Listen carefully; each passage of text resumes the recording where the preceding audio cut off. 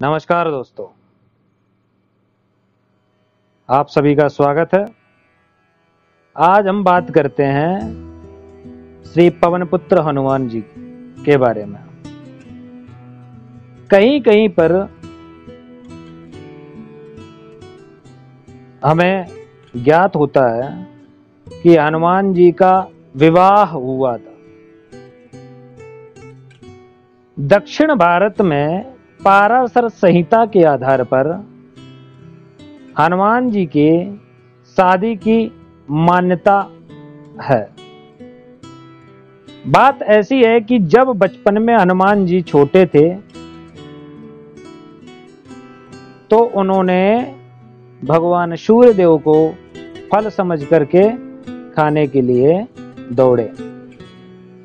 ये तो सभी को ज्ञात है कि जुग सहस्त्र योजन पर भानु और लील्यो ताहि मधुर फल जानू।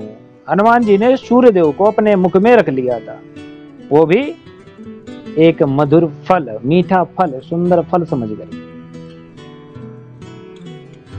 लेकिन बाद में जब बड़े होकर के हनुमान जी ने सूर्यदेव को जब अपना गुरु बनाया और सूर्यदेव से सभी विद्याओं का ज्ञान लिया। सूर्यदेव के पास 9 विद्याएं बड़ी दिव्य थी, जिनका भगवान हनुमान जी ने ज्ञान प्राप्त किया। हनुमान जी ने 9 में से 5 विद्याओं का तो ज्ञान ले लिया, लेकिन जो शेष 4 विद्याएं थी, वो 4 विद्याओं का ज्ञान देने से के लिए सूर्यदेव ने मना कर दिया।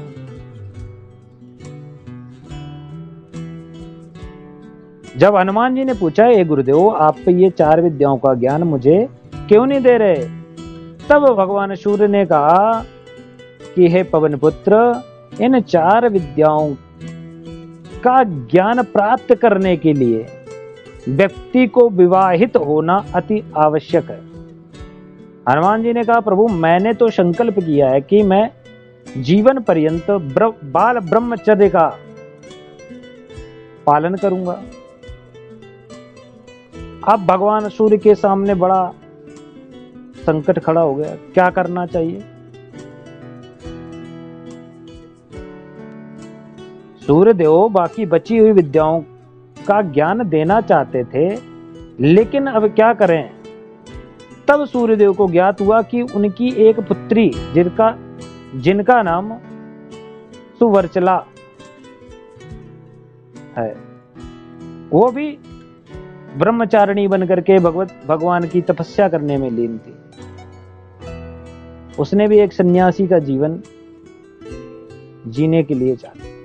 इसीलिए तब सूर्यदेव ने अपनी उस पुत्री का विवाह हनुमान जी के साथ में किया। और जब विवाह हुआ, विवाह होने के बाद उन्होंने उन 4 विद्याओं का ज्ञान लिया। उसके बाद वह सुवर्चला, जो उनकी पुत्री थी, वह अपने व्रत को करने के लिए वन में चली गई और तपस्या करने लगी। और इधर हनुमान जी का भी ब्रह्मचर्य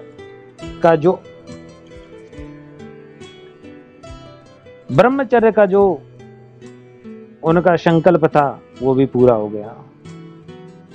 ऐसे हनुमान जी ने उन 9 विद्याओं को प्राप्त किया।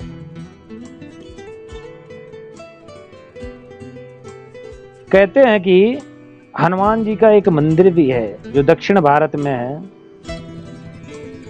दक्षिण भारत के आंध्र प्रदेश में खम्मन जिले में हनुमान जी और उनकी पत्नी सुवर्चला का मंदिर बना हुआ है। इस मंदिर में हनुमान जी अपनी पत्नी सुवर्चला के साथ विराजमान है और यह एक मात्र मंदिर है, जिससे पता चलता है कि हनुमान जी विवाहित थे। बस इसी के ऊपर आज यहाँ पे चर्चा की। धन्यवाद।